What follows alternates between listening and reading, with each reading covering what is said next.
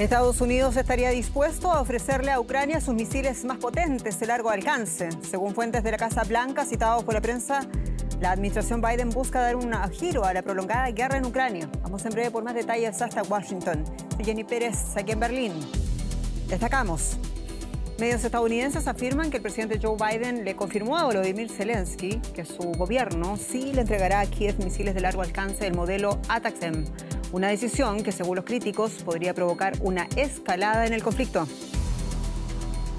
En Marsella, el Papa Francisco aboga por los derechos de los migrantes en la peor crisis de migrantes en el mundo, el Mediterráneo.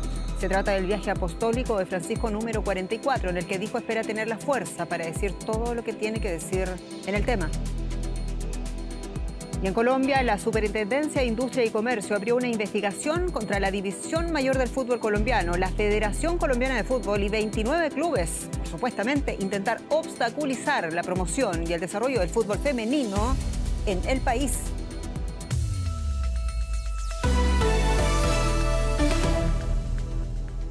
En Estados Unidos, el presidente Joe Biden habría ofrecido a su homólogo ucraniano, a Volodymyr Zelensky, misiles de largo alcance ATACMS, el armamento que Ucrania reclama desde hace meses. Así lo informó este viernes la cadena NBC, citando a fuentes del Congreso que no ofrecieron más detalles sobre el tema. Zelensky, en estas imágenes, escoltado por los líderes del Senado, por Chuck Schumer y Mitch McConnell, ha obtenido apoyo de ambos partidos. Es su segunda visita a Washington desde que comenzó la ofensiva rusa en febrero del año 2022 y tiene lugar en un momento en el que está en juego una petición de Biden al Congreso de un paquete adicional de ayuda militar y humanitaria a Ucrania por un valor de $24.000 millones.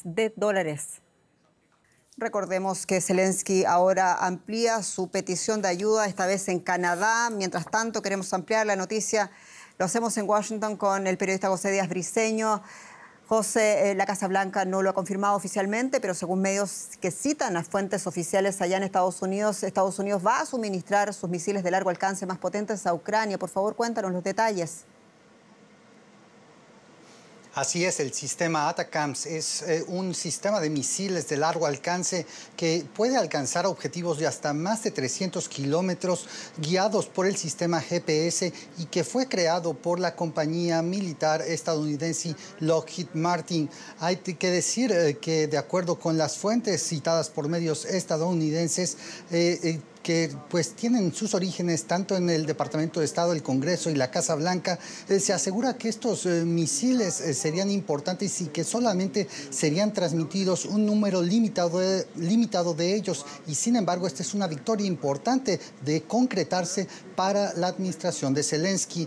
Hay que decir también que estos misiles no serían una varita mágica, como aseguran los propios funcionarios de la administración Biden que solicitaron el anonimato. Y sin embargo, el secretario Blinken, quien compareció recientemente hoy mismo en Naciones Unidas, aseguró que no podía hacer un anuncio oficial de un sistema de misiles que pudiera ser enviado a Ucrania y sin embargo agregó que el entrenamiento y el mantenimiento son claves para cualquier tipo de armas que sean enviadas a ese país. Y esto también se sumaría a la llegada pronto de los Abrams, los tanques estadounidenses a Ucrania y además ese nuevo millonario paquete militar anunciado por el despacho de Biden, así como también, José, la conferencia de colaboración con industriales estadounidenses y empresarios ucranianos que tendrá lugar, sabemos, en este otoño europeo. Dicen para reforzar las capacidades defensivas de Ucrania. Y aquí la pregunta, ¿qué metas ha propuesto Estados Unidos para Ucrania? ¿Contrarrestar definitivamente a Rusia en el terreno de fuego? Hace solo unos 12 días, el jefe de operaciones del Pentágono del Estado Mayor Conjunto, el general Mark Milley, había asegurado que la ofensiva del verano de Ucrania en contra de Rusia era muy temprano para asegurar que había sido un fracaso. Por el contrario, aseguró que había un éxito parcial en los ataques ucranianos para ganar posiciones y, sin embargo, estableció una meta de 30 a 45 días justamente para para ganar todavía un territorio tomado por Rusia.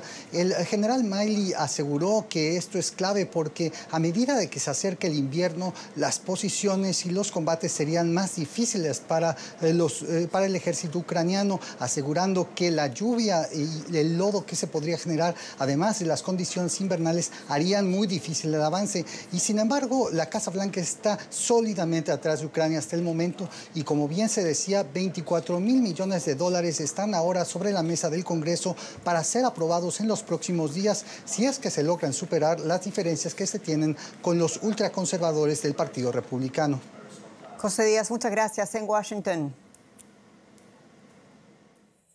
Este viernes, misiles ucranianos alcanzaban el cuartel general de la flota rusa en el Mar Negro. El edificio está situado en Sebastopol, en la península de Crimea. Unas imágenes aparecidas en internet mostraban llamas y humo negro proveniente del puesto de mando. El ministro de Defensa de Rusia confirmaba la muerte de un miembro del servicio, aunque luego se desdijo dando a otra persona por desaparecida. Sí confirmó el derribo de 5 misiles ucranianos por las baterías antiaéreas rusas. La deshumanización de la migración fue nuevamente tema en el 44 viaje apostólico del Papa Francisco. El pontífice católico escogió esta vez Marsella para alertar a los ciudadanos y a los gobiernos del mundo sobre este flagelo que ha cobrado 28.000 vidas en el Mediterráneo desde el año 2014, hecho descrito por el Papa como un cementerio. El Papa expresó su preocupación por los refugiados y también abogó por la responsabilidad y la acogida humanitaria. La visita coincide con un arduo debate en Europa sobre el abandono y la acogida de migrantes, principalmente provenientes desde África. Francisco suma a la ciudad de Marsella a su lista de viajes apostólicos sobre las heridas de la migración forzada que lo llevaron también a Lampedusa y a la frontera que comparten Estados Unidos y México. Y en Marsella, siguiendo este viaje apostólico de Francisco, está la periodista Leticia Fuentes con detalles. Leticia, saludos. Y veíamos el Papa en una reflexión que también recordó a los migrantes latinoamericanos y la falta de humanidad hacia los migrantes, específicamente en Lampedusa. ¿Qué dijo al respecto Francisco? Sí, de hecho, el Papa ya en el vuelo camino a Marsella ha afirmado que esperaba poder decir todo lo que quería decir y parece ser que no ha defraudado en esta primera jornada aquí en Marsella. Como bien decías, se ha enfocado especialmente, ha hecho una especial mención a los migrantes latinoamericanos. También ha lamentado la falta de humanidad que se está viviendo en estos momentos en Lampedusa y ha condenado a esos fantasmas de la indiferencia. Un tirón de orejas a las políticas migratorias de la Unión Europea, pero también ha alabado ese modelo de integración que se vive aquí en Marsella y ha afirmado que es todo un ejemplo de esperanza. Y a todo esto, ya lo mencionabas, el Papa Francisco tuvo palabras respecto a la crisis migratoria que toca América Latina. También alabó una de las misas que él realizó en la frontera entre México y los Estados Unidos, así como también la labor de un obispo. Por favor, cuéntanos. Sí, el Papa Francisco, antes de aterrizar aquí en Marsella, ya nos ha dejado varios titulares, especialmente, como decías, enfocados en Latinoamérica. Ha mencionado su paso por la región, especialmente en una de sus misas, recordando que él pudo ver con sus propios ojos esos zapatos, esos zapatos perdidos de esos niños migrantes en las fronteras. De hecho, también ha mencionado esa labor del obispo de El Paso, Mark Sage, ha afirmado que es todo un genio. Mañana el Papa Francisco se reunirá con el presidente Emmanuel Macron y llevará a cabo una gran misa en el mítico estadio del Velódromo. Todo dentro del contexto de esta visita que tiene como único objetivo hablar de migración y de la crisis del Mediterráneo. Leticia Fuentes, muchas gracias en Marsella. Un abrazo, gracias. Más noticias internacionales en el siguiente resumen. El expresidente italiano Giorgio Napolitano falleció este viernes en Roma a los 98 años de edad. Napolitano, antiguo comunista, contribuyó a gestionar el país durante la crisis de deuda en 2008. Fue el primer jefe de Estado italiano en ser elegido para un segundo mandato, del que dimitió en 2015 debido a su avanzada edad. La Fiscalía estadounidense acusó al senador demócrata Robert Menéndez y a su esposa de aceptar cientos de miles de dólares y otros bienes en concepto de sobornos a cambio de proteger y enriquecer a empresarios y a beneficiar al gobierno de Egipto. Menéndez, de ascendencia cubana, defendió su inocencia en un comunicado, aludiendo a prejuicios debido a su origen latinoamericano y humilde. Es la segunda vez que Menéndez es acusado de soborno por la Justicia Federal de Estados Unidos. El Estado Mayor Central, EMS, la principal disidencia de la FARC, anunció cese de acciones ofensivas en Colombia. Esto tras 2 atentados con coche bomba en vísperas de la instalación de la mesa de negociaciones de paz en octubre. Los atentados tuvieron lugar el miércoles y este viernes contra estaciones policiales en los departamentos del Cauca y Valle del Cauca y fueron atribuidos al EMC.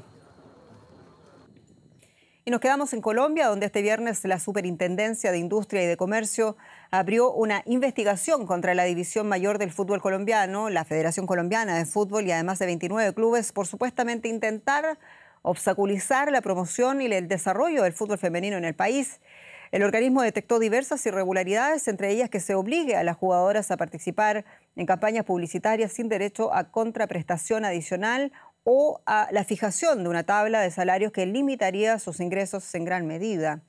Según la denuncia, muchas jugadoras habrían estado recibiendo un salario cercano al mínimo legal por un periodo máximo de 4 meses al año. Y esto impediría, de facto, dedicarse exclusivamente a esta actividad, lo que obstaculizaría su desarrollo profesional. También se denuncia la firma de contratos de retransmisión que otorgan mucho más protagonismo al fútbol masculino en detrimento del fútbol femenino en Colombia. Fútbol femenino a la medida de muchos, pero no de las jugadoras allá en Colombia. Ampliamos esta noticia, esta denuncia y también la investigación con nuestra periodista en Bogotá, Alexandra Correa. Alexandra, saludos. Y la investigación ya está en curso. ¿De qué envergadura es la denuncia?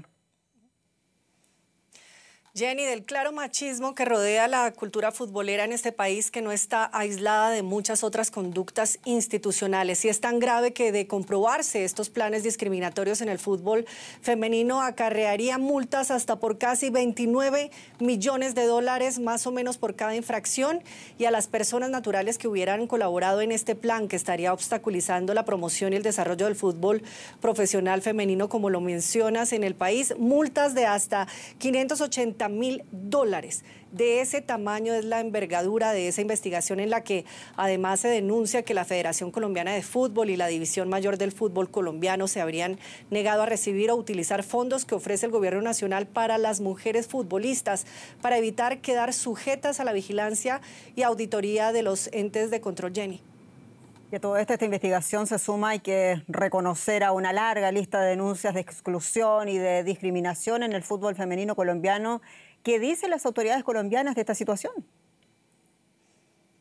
Bueno, por un lado, la parte investigada, hay que decirlo, dijo la Federación Colombiana de Fútbol y la División Mayor del Fútbol Colombiano, refirieron para explicar las condiciones actuales del fútbol femenino, que son así por falta de patrocinio y presupuesto para el desarrollo de esa liga profesional. Sin embargo, el Ministerio del Deporte, Jenny, hace 2 años desmintió esto y dijo que había cumplido con su palabra de entregar 375.000 dólares para la liga profesional femenina del 2020 en ese entonces. Y el presidente Petro anunció este año que su gobierno iba a destinar casi 2 millones de dólares para la Liga Profesional de Fútbol Femenino. Mucho que explicar, Jenny, en medio de estas investigaciones.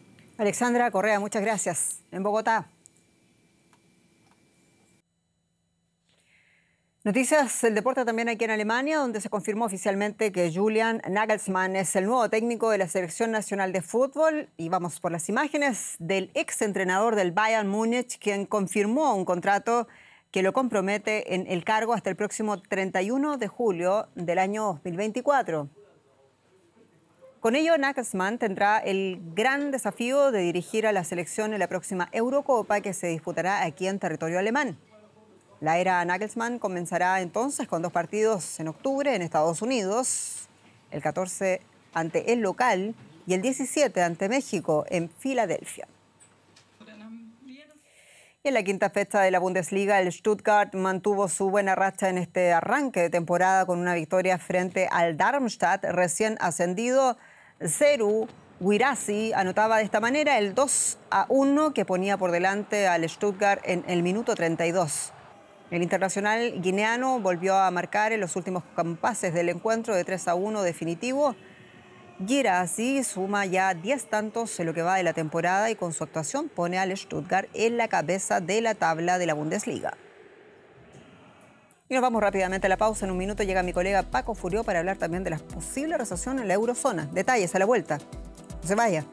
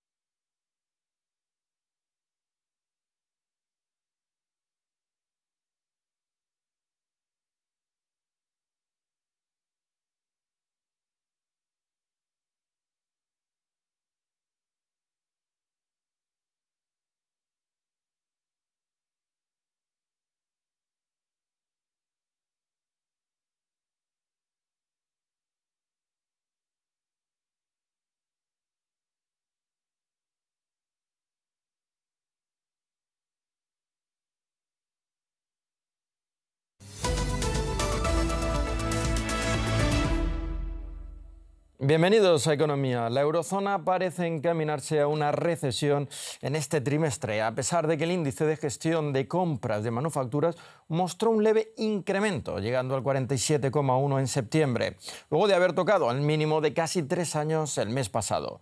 El índice medido por S&P Global es considerado un termómetro para la salud de la economía. Si bien el número ha mejorado, está casi 3 puntos por debajo de la línea de 50 que se establece para separar un pronóstico de crecimiento de uno de recesión.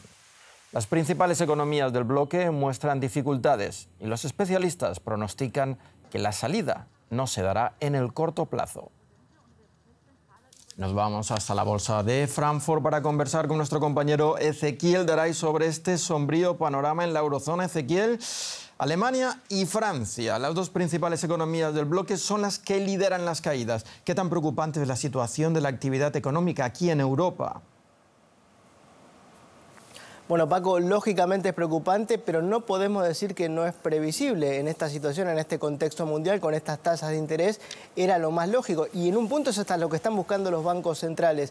Creo que Francia va a ser el que más lo sufre, siempre ocurre en Europa en tiempos de crisis, porque Francia se especializa en la producción de servicios y bienes de lujo, que es lo primero que se retrae en estas ocasiones. Alemania está sufriendo todo el recambio energético, pasó de la energía barata rusa a nuevas formas de energía y también, siendo una economía muy exportadora, está sufriendo, por ejemplo, la baja de pedidos de China. Se está creando en Europa menos empleo, es prácticamente marginal la creación de empleo, pero todavía existe.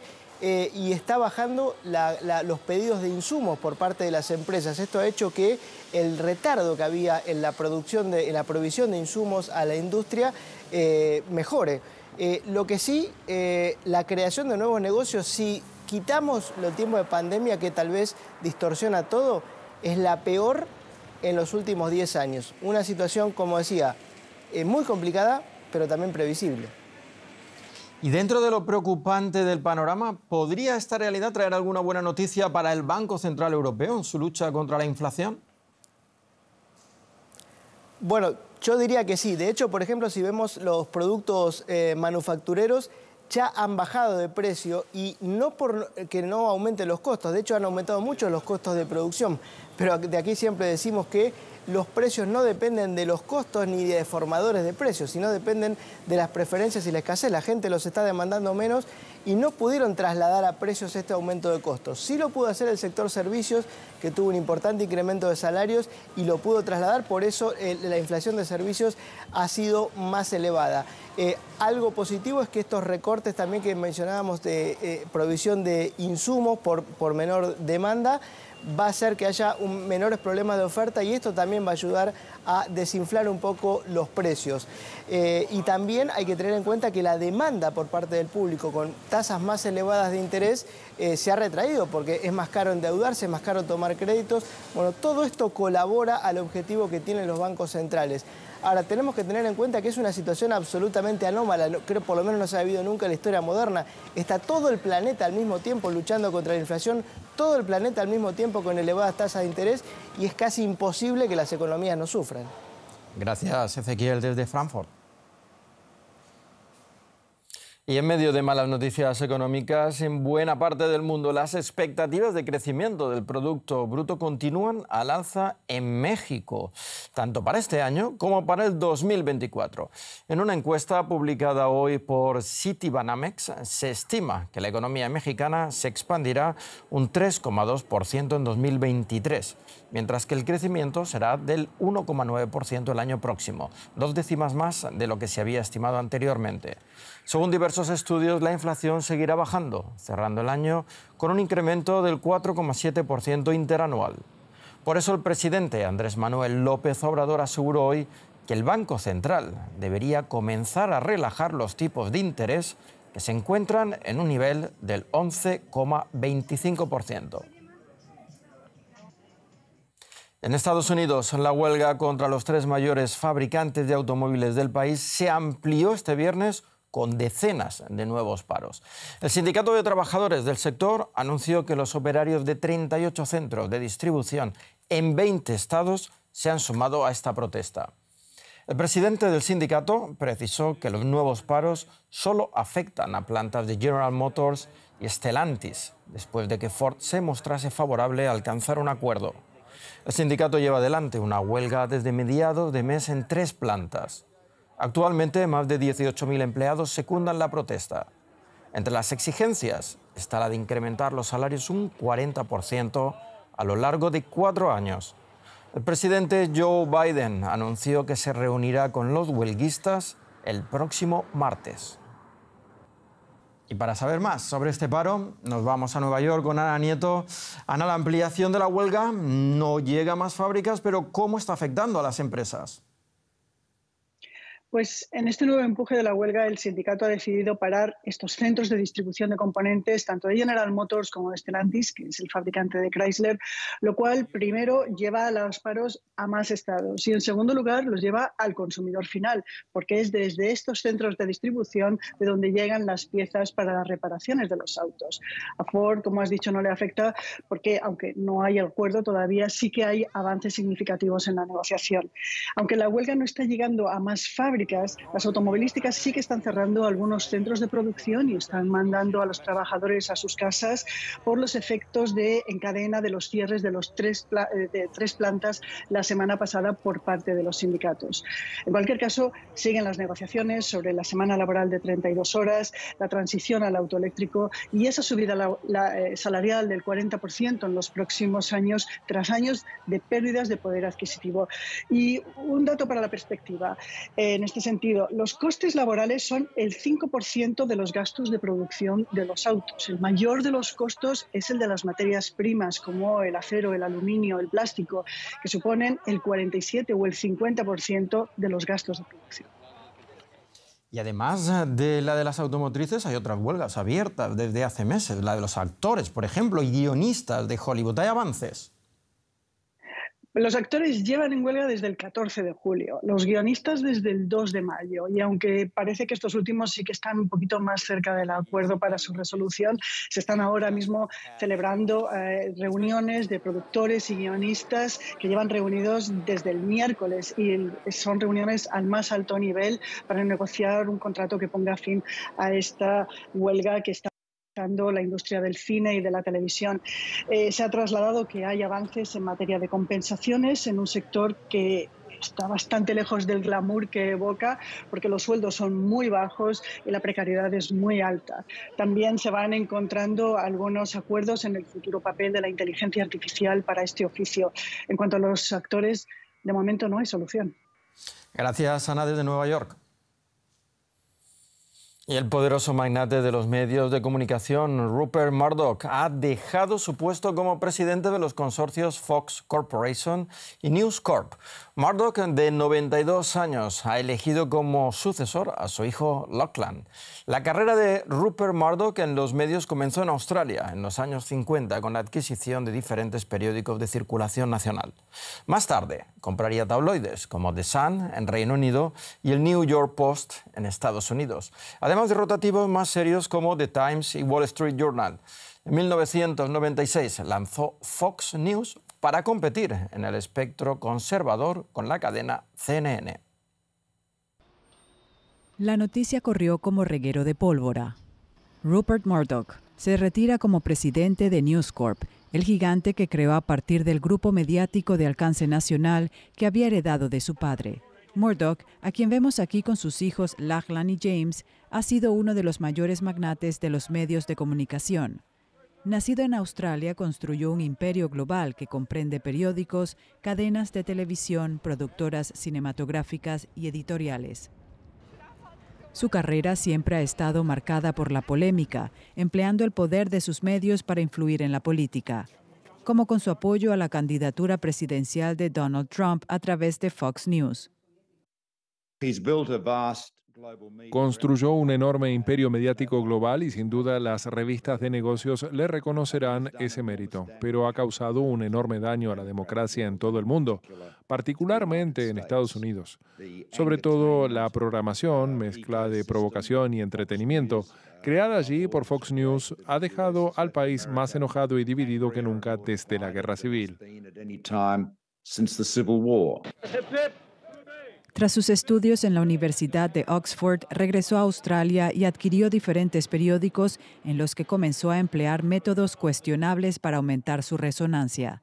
Después se expandió al Reino Unido, comprando el popular tabloide News of the World, que luego vendería debido a un escándalo de escuchas telefónicas. Sin duda ejerció gran influencia en la época dorada de los periódicos, pero sobre la cuestión de si esta influencia persiste hasta nuestros días, creo que se ha diluido enormemente por el declive de los periódicos, en particular entre los jóvenes. Para evitar una lucha fratricida entre sus hijos, Murdoch eligió como sucesor a Lachlan, aquí a la derecha. A él le corresponderá ahora dirigir el futuro de News Corp. Veamos ahora otras noticias de economía de esta jornada. Microsoft está a punto de concretar la compra del fabricante de videojuegos Activision Blizzard por 69.000 millones de dólares. Las autoridades de la competencia del Reino Unido han señalado que aceptarán las concesiones del gigante tecnológico en materia de streaming y ventas futuras de juegos. Las autoridades de la Unión Europea y Estados Unidos también aprobaron el acuerdo. El Kremlin dice que la prohibición a la exportación de combustible ruso anunciada a principios de esta semana se mantendrá el tiempo que sea necesario para estabilizar el mercado interno, que se ha visto afectado por la escasez de combustible. Todo esto en medio de un rublo más débil y un aumento de los precios mundiales del petróleo. Pues con esto terminamos la economía. Ya saben que pueden ver estas y otras noticias en nuestra página web, así como en las redes sociales. Gracias por elegirnos. Quédense con nosotros aquí en DW en Español. Hasta ahora.